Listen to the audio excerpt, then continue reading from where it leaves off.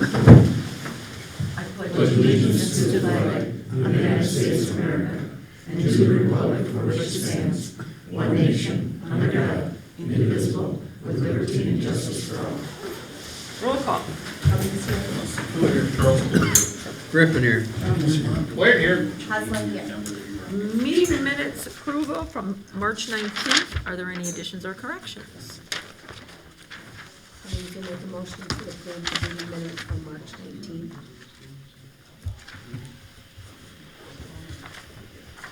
Where will second? I'm waiting for him to do it. Motion by Cummings, second by Wire to approve the meeting minutes on March 19th. All in favor?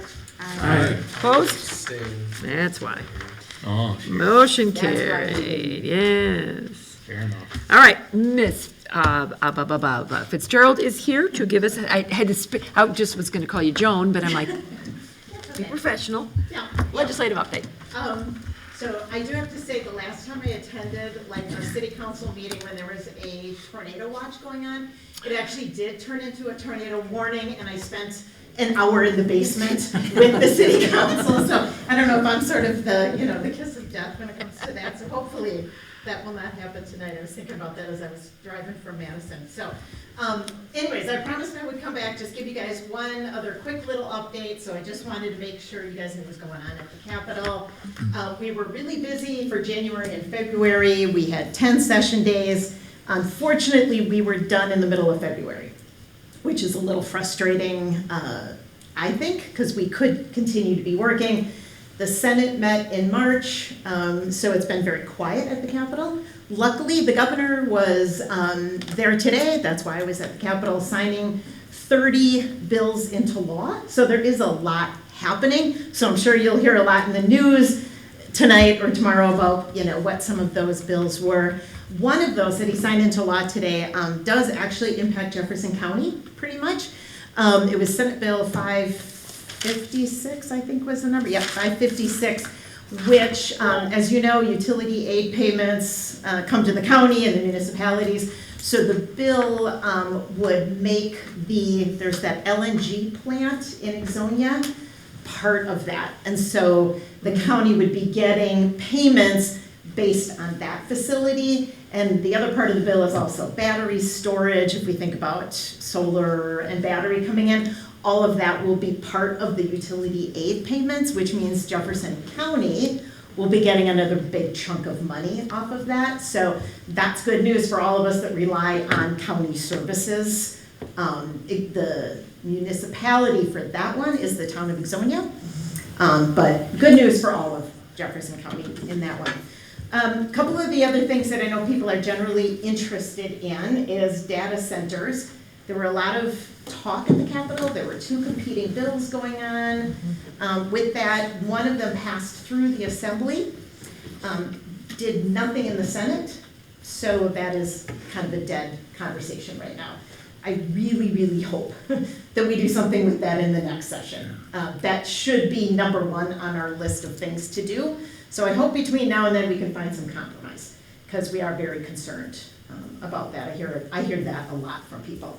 A couple of the other big issues I know in the county, maybe not so much here, were wake boats. That was a big one around the town of Oakland, as far as putting some sort of regulation on those.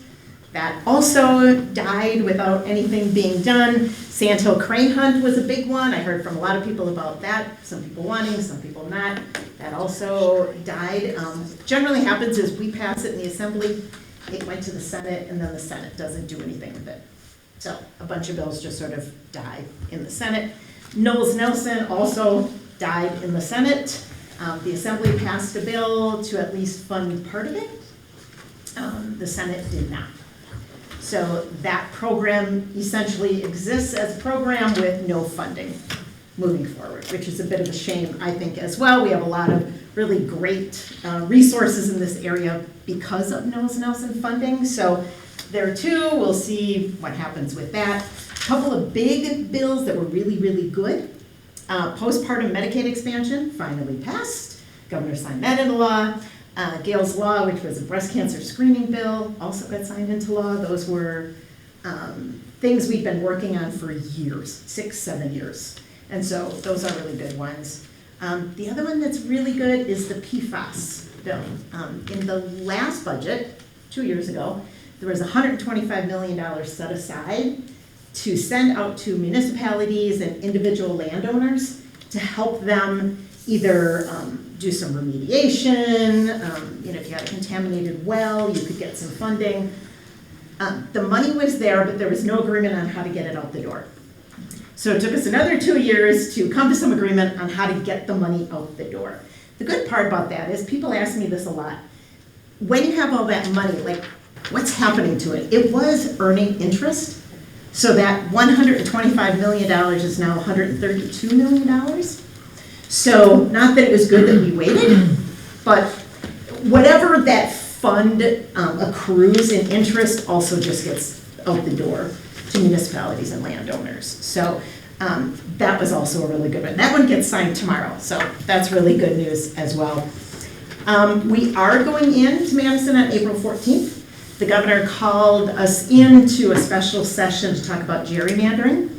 He's proposed a constitutional amendment that would ban political gerrymandering.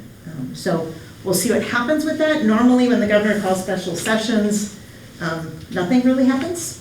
The Republicans and the governor don't always agree on the best way to run those special sessions. And since the only thing we can talk about that day is gerrymandering, I'm not sure what's going to happen that day. But we will be back in session, so you may hear that in the news. I think gerrymandering is something a lot of people have opinions on in this state. So a good, robust discussion would probably be helpful.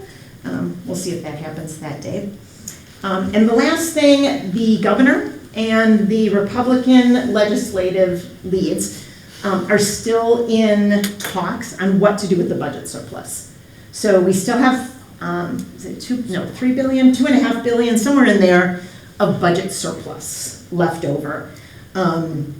So there are some talks on what could we do with that. If that's school spending as a way to reduce property taxes, if that's some sort of other direct property tax relief. We were just having a conversation before this meeting started. That would be great if we would give that up to municipalities and help pay for stuff. That's not generally on the table. I don't know why. I bring it up every single time we have this conversation. Again, maybe next session we'll revisit that again. So you may hear that in the news as well. They're still trying to talk and figure out what's the best way to use that.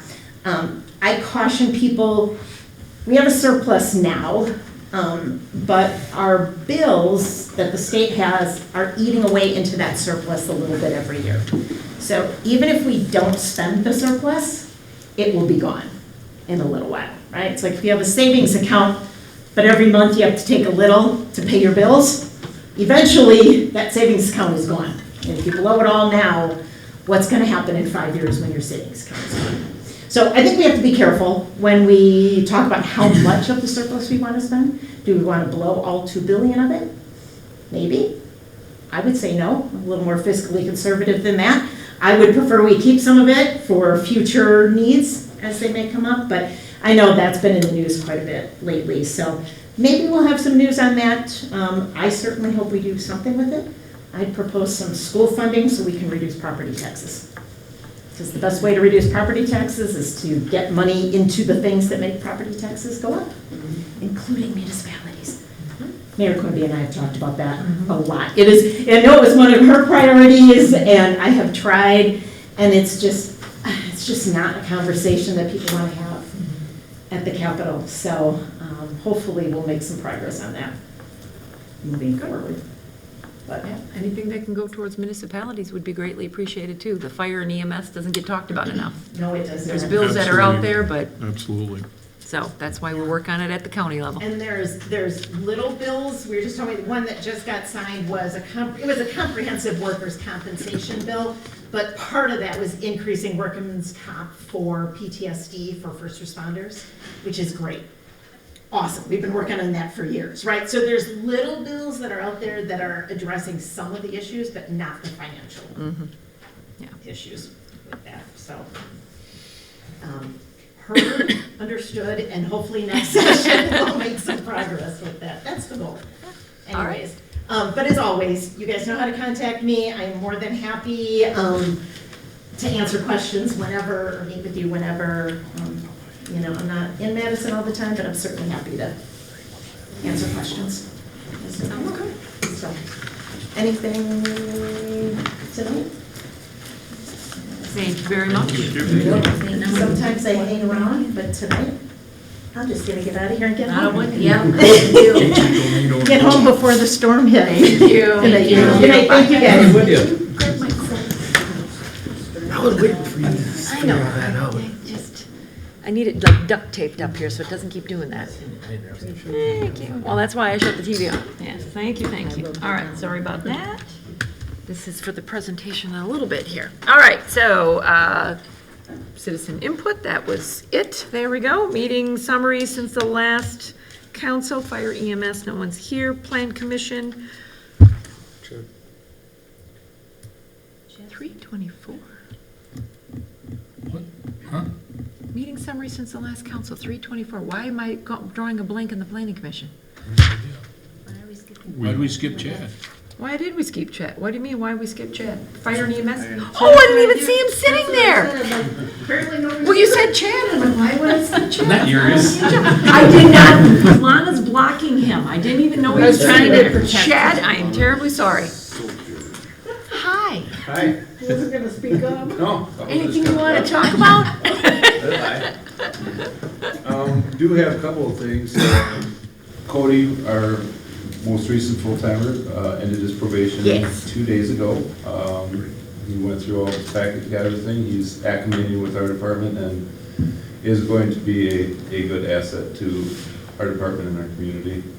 We also had 3 other individuals that just last weekend passed their firefighter 1 certification. And we'll be moving on to firefighter 2, so pretty proud of that. So just some of the things that are going on. Otherwise, we're just. Want to give us an update on the old ambulance, the ambulance saga? Where are we at today?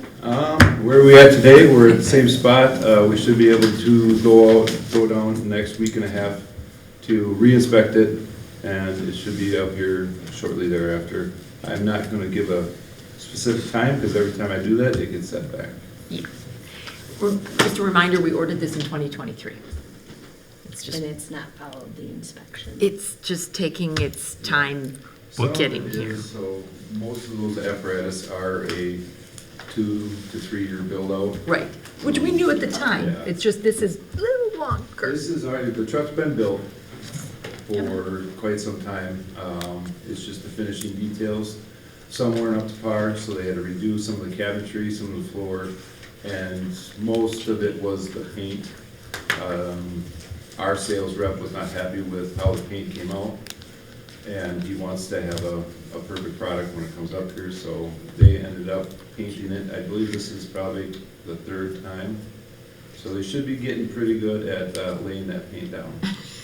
It's never gonna rust, because it's gonna have so much It's paint gonna on it. have enough on there. That's about all I've got.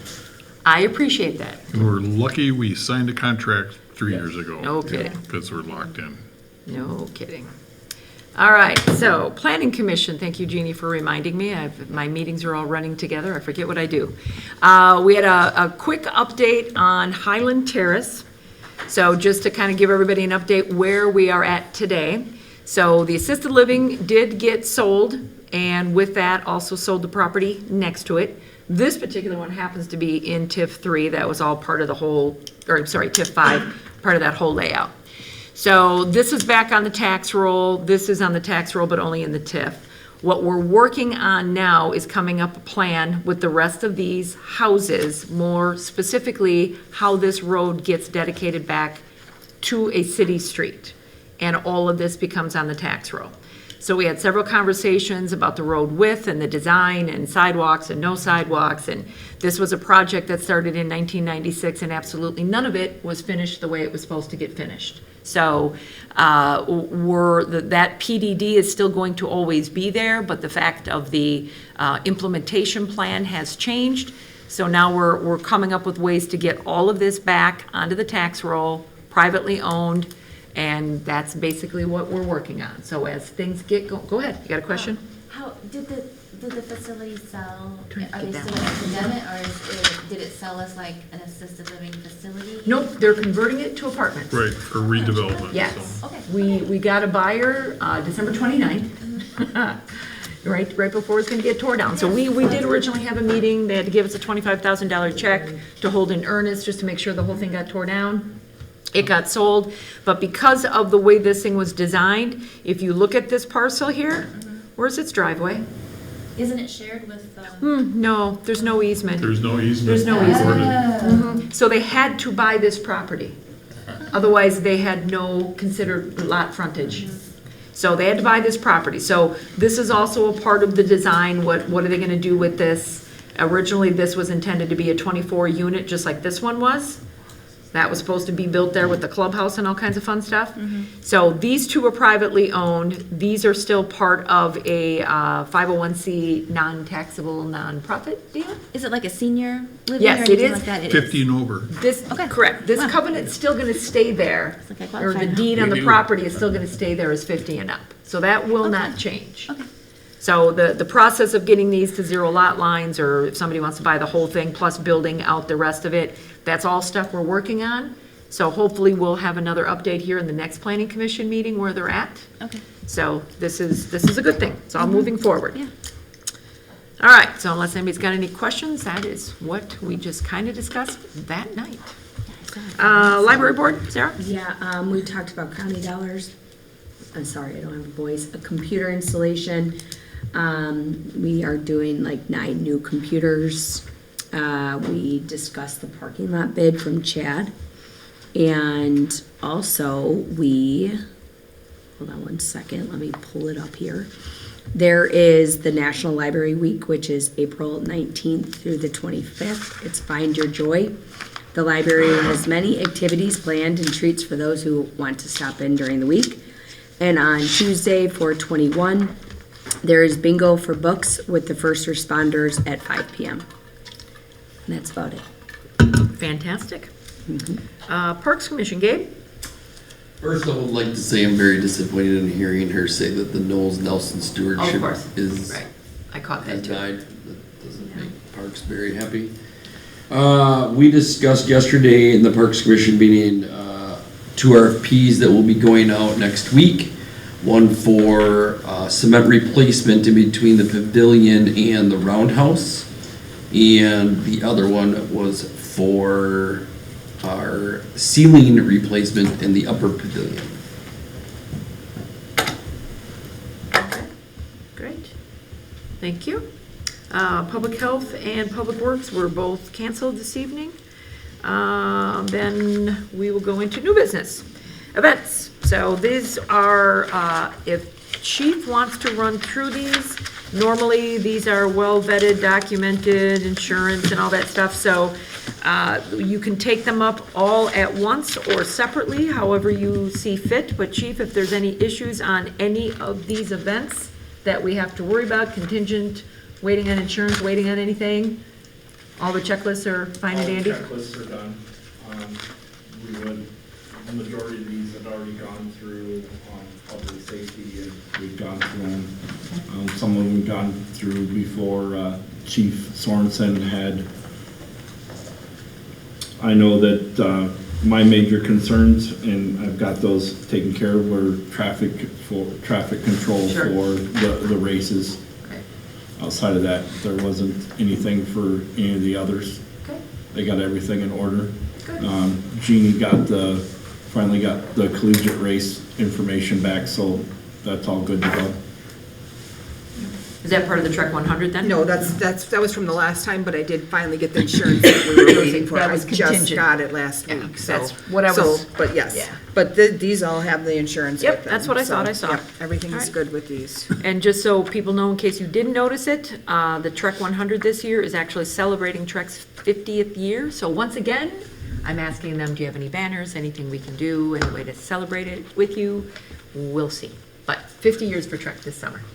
So, All right, just needs approval. You can take them all together if you would like, all 5 events, or separately. It's whatever the motion you wish to make. Have the homeowners been notified Of which, what? of the truck, 100? Oh, I'm sure they will. That's all part of their situations to have to send out Trek. That was one of the big complaints we heard last time, That they never got notified? yeah. Do they talk about that at all, Chief? Yeah, they had already sent out notices to all the individuals that would be, could possibly be inconvenience for the parking and that kind of thing. Hopefully they'll keep posting stuff on Facebook so people are kind of aware of it. A lot of it was taken care of last year. Fox Drive, for whatever reason, or Fox Lane, a lot of the spectators and whatnot were pulling onto Fox Lane, and it was really wet and digging ruts and holes, and we put up no parking, and Trek made sure that the individuals' yards were made whole. Good. Good. All right, any other questions? Nope. All right. Cummings will make a motion to approve all the events listed. Austin Cool, second. Motion by Cummings, second by Austin Cool to approve all 5 events listed under new business. All in favor? Aye. Opposed? Motion carried. All right, we added this kind of late to the agenda, but it is in the agenda nonetheless.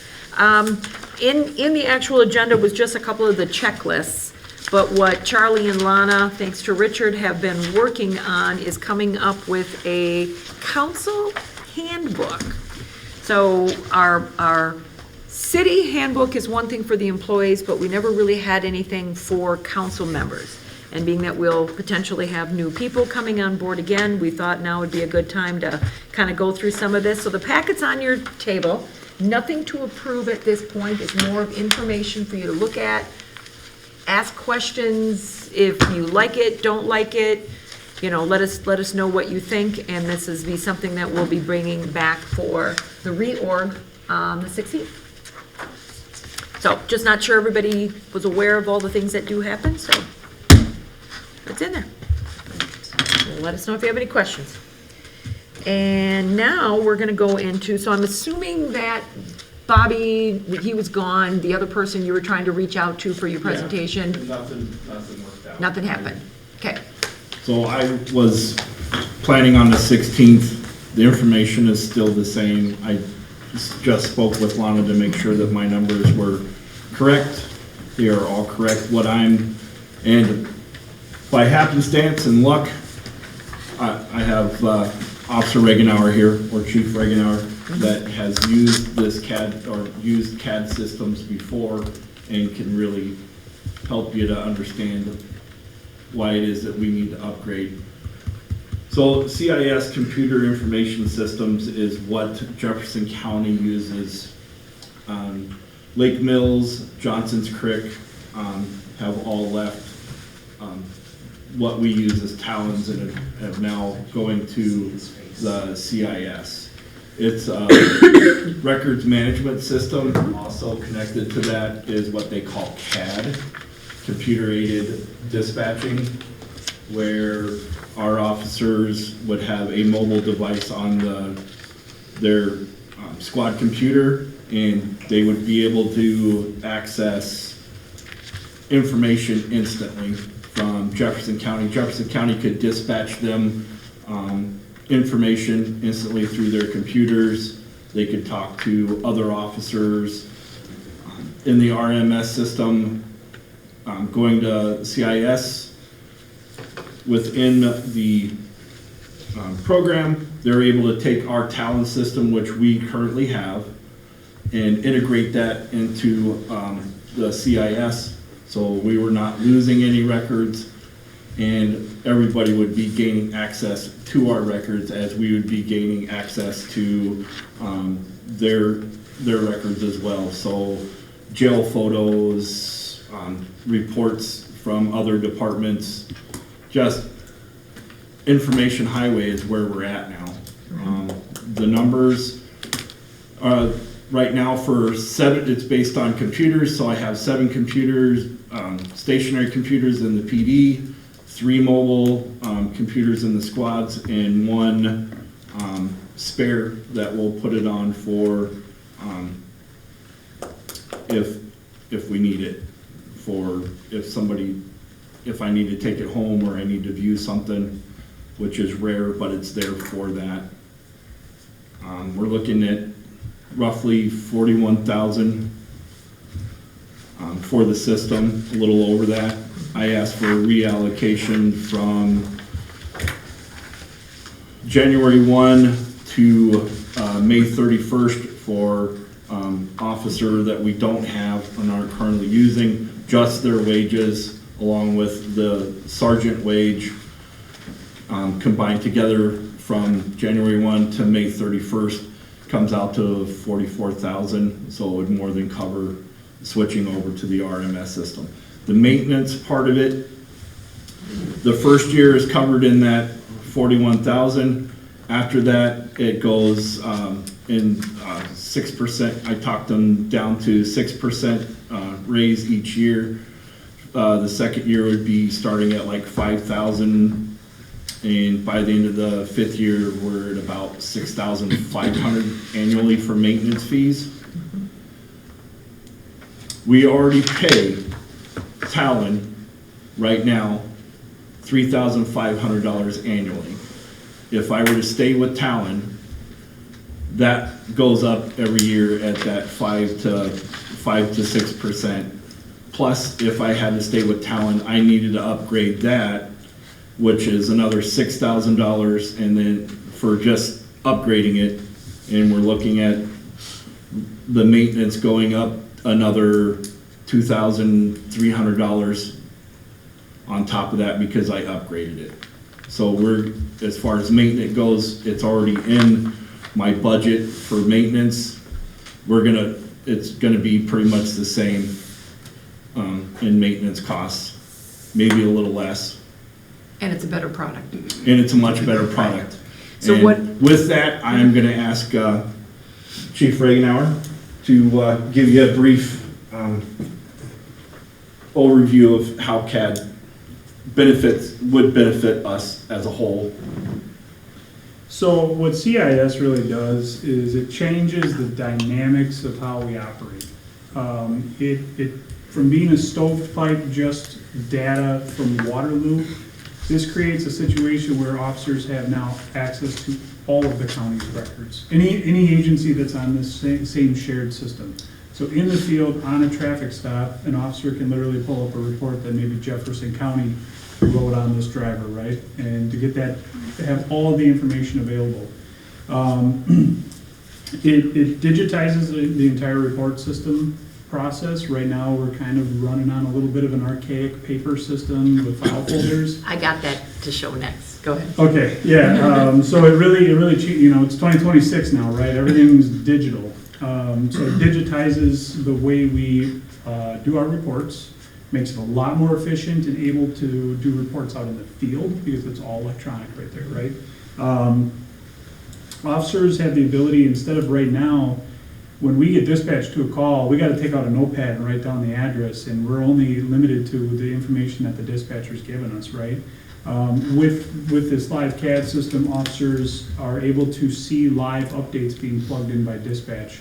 Because there's only 2 dispatchers on duty. We may be responding to a big fire incident or traffic accident, right?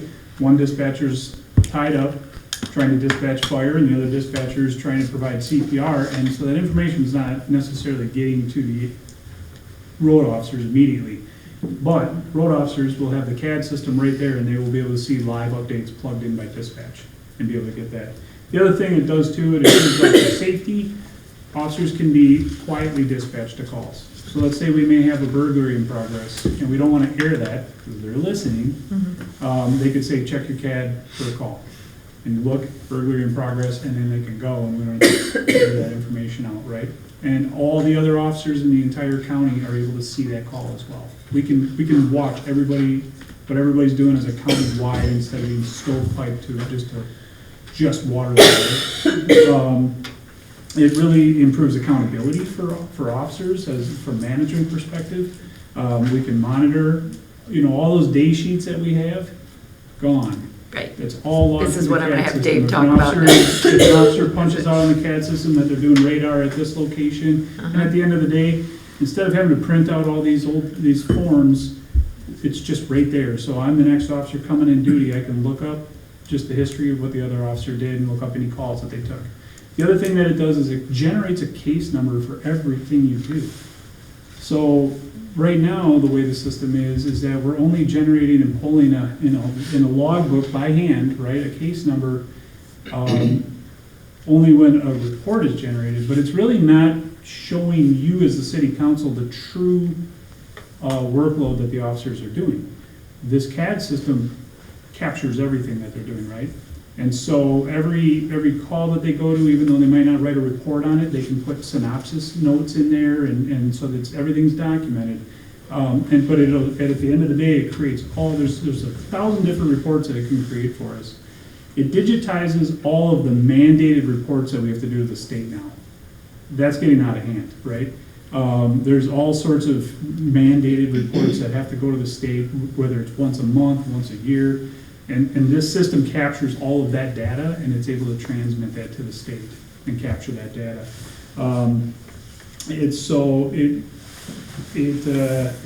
It really just, in a nutshell, just gives a significant update to the police department, and just an absolute improvement in efficiency. I can tell you right now, where I'm the police chief, our efficiency is pretty smooth. We don't have a lot of paper, right? And so just the time is money. Just the time and inefficiency of some of the way that we kind of operate and do reports and try to generate numbers for the board to see, that costs us a lot of money at the end of the year when you add up all that payroll time to do all that stuff that can just be done instantly. So I would, hopefully you guys would take that into consideration when you're thinking, yeah, there's an upcharge in that maintenance cost, but I guarantee you it's minimal, it's pennies compared to the value of the efficiency that the department sees as an improvement. So, any questions? I've used CAD. I've used almost my entire 24-year career. I've always used a CAD. The only place I've never used a CAD actually was Waterloo. And there's a night and day difference. I believe it. For efficiency. So. Thank you for that. So I spent some time with Dave on Monday talking about that so that I understood. I said, every month we get this plethora of information that gets sent to us that we don't print out anymore. It's all online that everybody can see. And so I asked Dave, I said, so what does that mean to this? And he can explain it very quickly, but in a nutshell, and I'll let him get detailed, this is all manually entered. So the stuff that they were talking about, writing little notepads, coming back in, having to go into the office and sit down and write all of this stuff, then it goes to Sasha, and then Sasha's got to enter it all into this stuff. So Dave was talking about the patrol. So Dave, I'll let you take it from here so you can explain it better, but this report was one that kind of blew me away in what you were talking about. So what you're looking at there is the face sheet of our day log. Everything we do in an 8-hour shift, 12-hour shift, however we work it, is recorded there. So we make a traffic stop and we write a citation or a warning. What was it for? It's put in there. We've got it on Google Docs right now, so that it's a little bit easier for the officer to just plug it in that way. But we then take all that information, and then on the back side of that form is a synopsis of what we did and the time, and we then put in, so that at the very top there you have patrol, you have investigations. That's broken down. For the officer, it's broken down to how much patrol time they did, but also within that patrol time, you have investigations if they're working on an investigation. You have radar, which falls under patrol, so they're breaking that down to each little thing. And then you have how much time they were in the office. And if you look at the numbers there, the office time is staggering, that we're paying an officer to sit in the office or to come back in, print all that out or fix it by the end of the night. And if they get a call at the end of the night, that extends things. So now they're in there updating that. And then They're not policing. all that little, I'm Correct. sorry, They're not policing. Correct. they're not policing. Right. Right. So if you look at, if you go back and you're actually interested, if you look at the office time versus the patrol time, with all the officers, it's always gonna be high because we're always constantly coming back in. So right now, they do they do this in the car. And then we have the tracks program that is hosted, but we don't have the ability to transmit that information to a printer in the police department. So now I'm asking an officer to fill all that out in the squad, come back in, spend another 10, 15 minutes finishing up that form, print it, along with all the other paperwork they have to complete with that night, go up front, just a constant back and forth. When a lot of the investigations and things that they can do can be done in the car with this new program, and they don't have to come back into the police department and call another department and say, hey, I'm looking for this person, do you have any information on them? Or the department, another department calls us and say, hey, this person shows the last address living here in Waterloo, do you have any background or information? So the officer has to come off the street or spend time looking that up. When it's instant, because we share those files. I know that a while ago, the state had tried doing a similar thing. It just didn't go well, and it's gone to the wayside, and they don't have anything anymore. Just about every updated department is either using, Jefferson County uses CIS. A lot of departments use Phoenix or Spielman, which are much more expensive, and they don't really communicate with what we need out of Jefferson County. The other upside of if we're able to go to this, say one of our officers is out there with a subject, instantaneously when they have contact with that person, they'll let them know that they've had contact before and they're dangerous. You're not having dispatch call them on the radio and say, are you clear? This person is known to be violent towards law enforcement or carry a firearm and has threatened people before. When you run that license plate or you give that person's information, it's instantaneous. It says, beware before you go talk to that individual that it's unsafe. They can get jail booking photos right in the squad. Yep. You know, when somebody doesn't have an ID. Right now, we don't have that access. So just the efficiency, the officer safety improvements. We've had officers, because it's kind of, like I said, it's a little bit of an archaic system with the paper, right?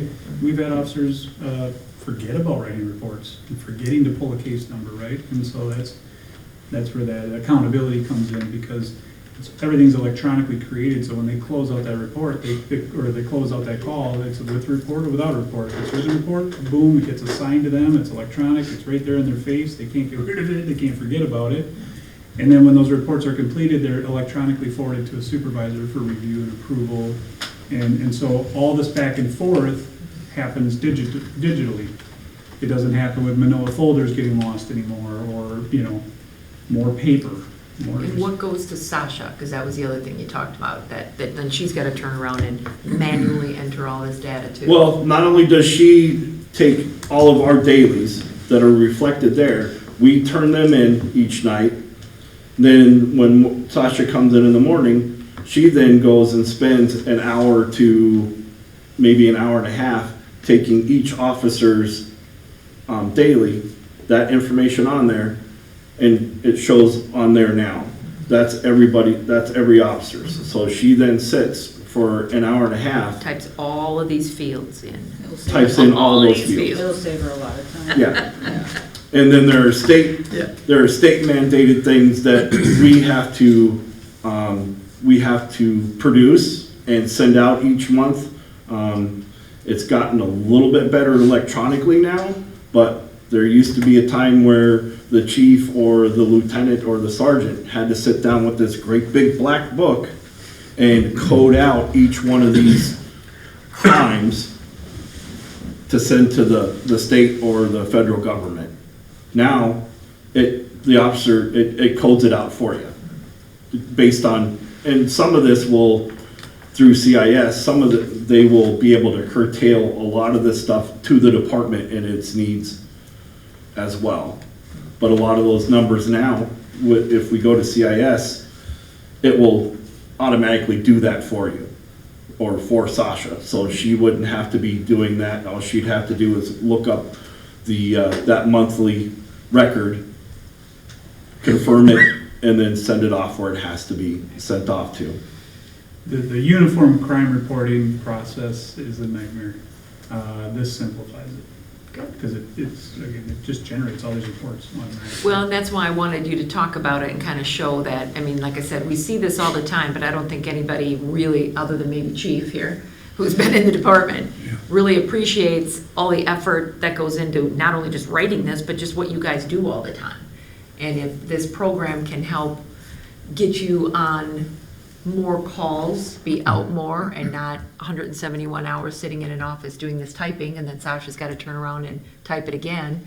And then once those new reports start getting generated, we as a council can determine what is it that we want to see. Because this is quite the packet we get with all of their fuel and cars, and I enjoy, it sounds ridiculous, but I enjoy reading the arrest reports, so I can see what names are on there and what are they doing, because this is the only way that tells me, these are drivers, okay, that's fine, but then are there drugs, are there, abuses, just what's going on in my community, I do enjoy reading that, not that I'm happy these people are getting tickets, but it's an appreciation for what they do every single day, all of these things that they have to fill out, and if we're just looking at it and chucking it without absorbing it, then what's the point of getting these reports? And One obviously. other thing that it will save a lot of time on as well is not only will it save a few trees, because of the way we do things now, is that we get the information, we write it down on our notepad, we then have to come back to the police department, and the average officer will spend at least 45 minutes filling out just the face sheet of everything that is in there. Whereas with if we go with this new process, they plug it in right there, or dispatch will plug it in right there for you. The face sheet is done. There would not be as much coming in. It could all be done in the field. We wouldn't be paying them to sit so long in the office, handwriting everything out, and then all that has to be, again, taken, given to Sasha, who then has to go into our records management system and then hand type all that in again. I think one of the things you'll be shocked by if it's approved and gets into place, even in, the last 6 months of the year, I think you might be accustomed to saying, okay, we pulled 1,500 case numbers last year. Well, you're gonna start seeing 18,000. It's really gonna show a lot more accurate Numbers all of what we volume do. and numbers. And it all broken down what those cases were, what they were. Doesn't mean there's 18,000 reports written. Right. But it's tracking every call you're going on and what you're doing, so it's generating a case number that is just that efficiency and just better numbers for you guys to understand when you really start seeing these numbers ticking up. That, someday when the chief comes to you and says, I need another officer, and you look back at the historical 5 years and you see that it's jumped 5,000 calls for service per year, kind of justifies that, right? And it's easier for you guys to make those decisions. And at the end of the day, it's making your department safer. Your responders are safer.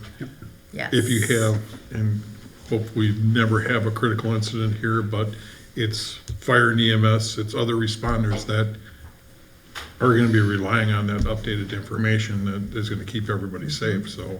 And Seems like a- GPS number. The other part of that is it's GPS. So the officers, dispatch sees where our officer is at any given time.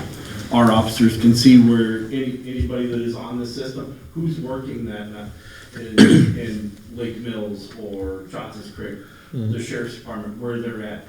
Is their backup close? Or if they've got to go to and assist that other officer, they can go straight there. They don't have to look up on their phone, because it's outside our jurisdiction. We're not that familiar with, some of the newer officers aren't that familiar with the county. They'll be able to go straight to that officer.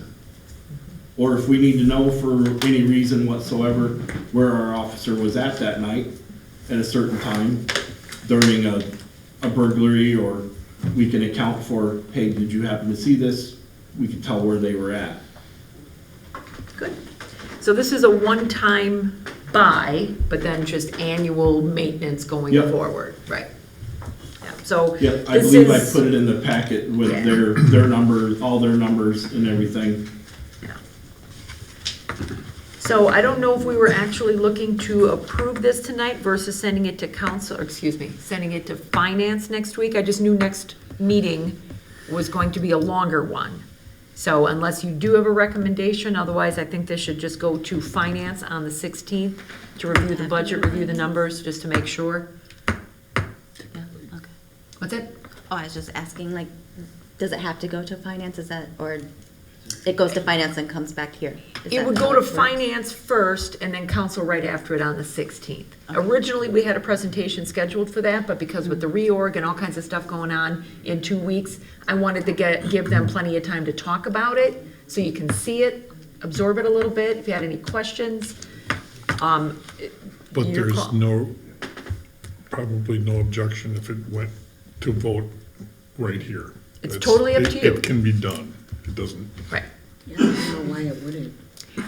That is entirely your call, but I wanted a presentation for sure. I was hoping the other gentleman would have been here, just to kind of give you some screenshots, if you will, but I think they, as far as I'm concerned, because I listened to it before, this gave me everything I needed to know.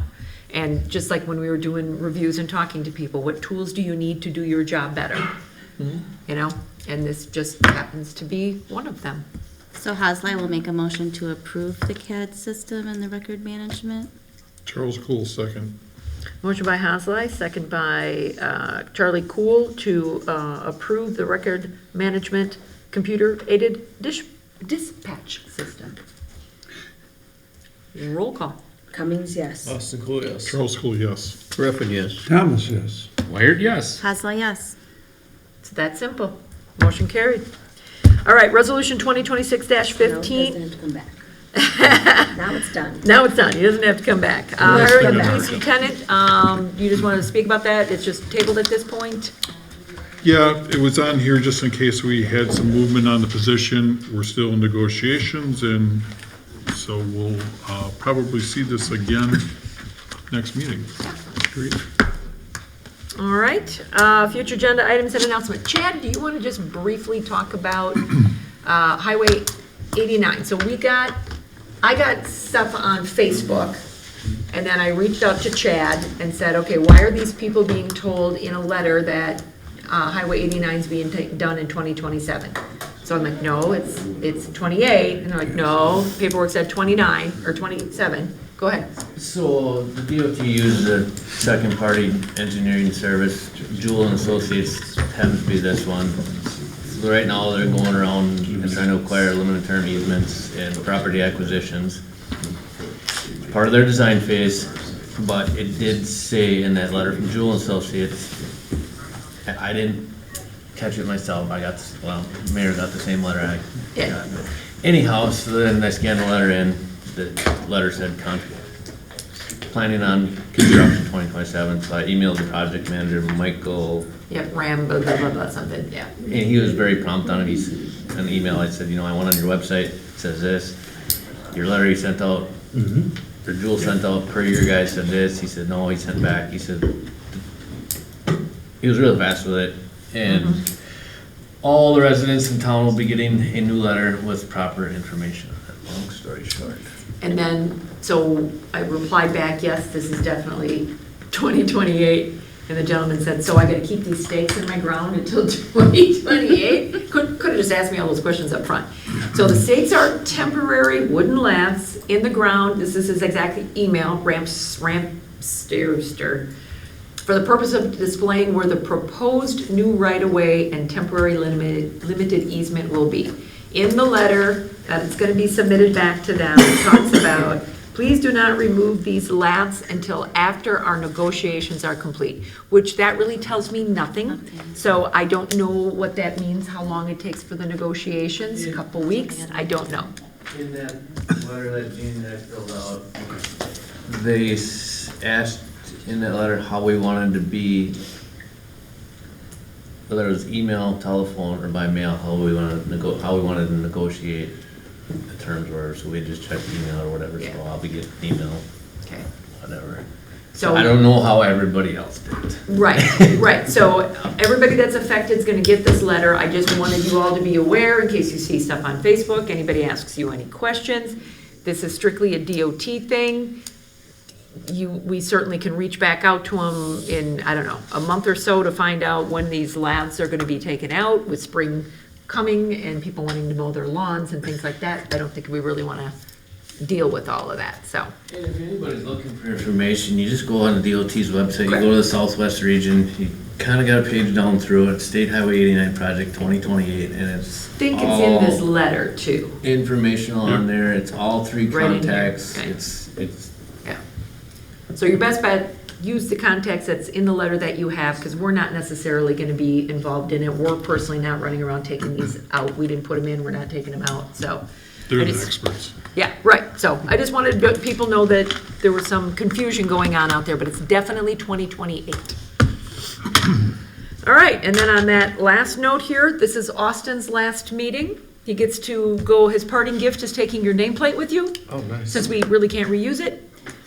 Well, maybe not right now. Maybe not right now. Perfect. So, thank you very Appreciate your much service. for your service, Yeah, and I thank wish you. you could have stayed longer, but family and work makes a big difference on things. Life changes. Yeah, it's been a pleasure, so I want to just thank all of you for, teaching me a lot. Some stuff that I never would have known if I didn't, Yes. sit on these 4 years. We So, will be hounding you to join other committees that you don't get paid for, just so Perfect. you know that, Sounds you're on good. our list. I would expect nothing less. I know you're really gonna miss sitting next to me. He I is, will. he is. I All know. right. Mostly Charlie, but. I know. I know, Okay. just a little bit. Easter egg hunt is this Saturday, 10 a.m. Meet and greet with the Easter Bunny in front of the pavilion, and 10:30, the egg hunt is on. And the weather's looking better now. Or did it change again? Cross your fingers. Okay. PSA to come? Huh? PSA to come. Sure. All right. There you go. We were dealing with some, we had some water. Well, and I was gonna ask you that, do we have water problems in the park right now? We have to. We have it in our pond at McKay, for God's sakes. it's in the kitchen. It's in the kitchen. Fantastic. Good place for a drain. Yeah. All right. Good times. Yeah. Good times. Austin, you wanna call the meeting to adjourn here? Austin Cool will make a motion to adjourn. Charles Cole, second. All in favor? Aye. Opposed? Motion carried. So that won't be the cool side anymore?